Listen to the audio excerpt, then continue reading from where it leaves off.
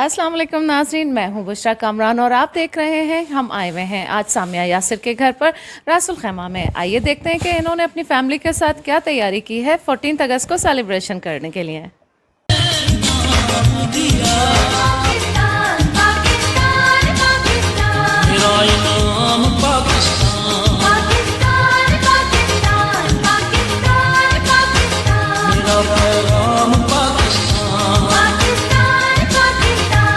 چاہوں گی کہ ہم لوگ یہاں پہ پچھلے 10 سال سے رہ رہے ہیں اور ہر سال جشن آزادی ایسے ہی ہم لوگ مناتے ہیں، کیونکہ پاکستان میں رہتے ہوئے ہمیں کبھی اس چیز کا احساس نہیں ہوا کہ یہ دن ہمارے لیے کتنا امپورٹنٹ ہے. لیکن یہاں پہ یو اے ای میں رہتے ہوئے ہمیں یہ اس بات کا اچھی طرح سے اندازہ ہوتا ہے کہ اس دن کی اہمیت ہمارے لیے کتنی زیادہ ہے. یو اے ای ہمارا دوسرا گھر ہے یہاں پہ، اور یہاں پہ گورنمنٹ سب لوگ ہمیں بہت فیسیلیٹیٹ کرتے ہیں اپنا انڈیپینڈنس ڈے منانے کے لیے، اور ہم لوگ یہاں پہ سب مل کے اپنے بچوں کو تھوڑی سی اویئرنیس بھی دینا چاہتے ہیں اس بارے میں کہ یہ دن بہت امپورٹنٹ ہے اور یہ ملک کتنی قربانیوں کے بعد ہمیں ملا.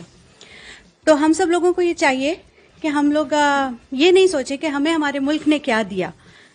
جو لوگ اپنے ملک کے لیے ایمانداری سے کام کرتے ہیں، یہاں پہ پردیس میں رہتے ہیں، ان کے لیے بہت مشکل ہوتا ہے یہاں پہ رہ کے ایسے چھوٹے چھوٹے موقعوں پہ اپنی خوشیوں کو منانا. تو میرا خیال ہے کہ ہم لوگوں کو زیادہ ضرورت اس چیز کی ہے کہ ہم اپنے بچوں کو یہ بتائیں کہ یہ ہمارے لیے ملک کتنا ضروری تھا اور ضروری ہے، اور ہمیں اس ملک کے لیے آگے بڑھ کے کیا کیا کرنا ہے.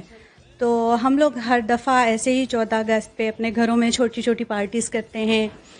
کوئی ایگزیبیشن کر لیا، اپنے بچوں کو سمجھایا بتایا، ان سے کوئی گیمز کروا لی، اور اس طرح کے چھوٹے موٹے ملی نغمے سنا لیے تاکہ ان میں جو ہے وہ حب الوطنی کا جذبہ جو ہے وہ پیدا ہونا ہے. میں یہ پیغام دینا چاہوں گی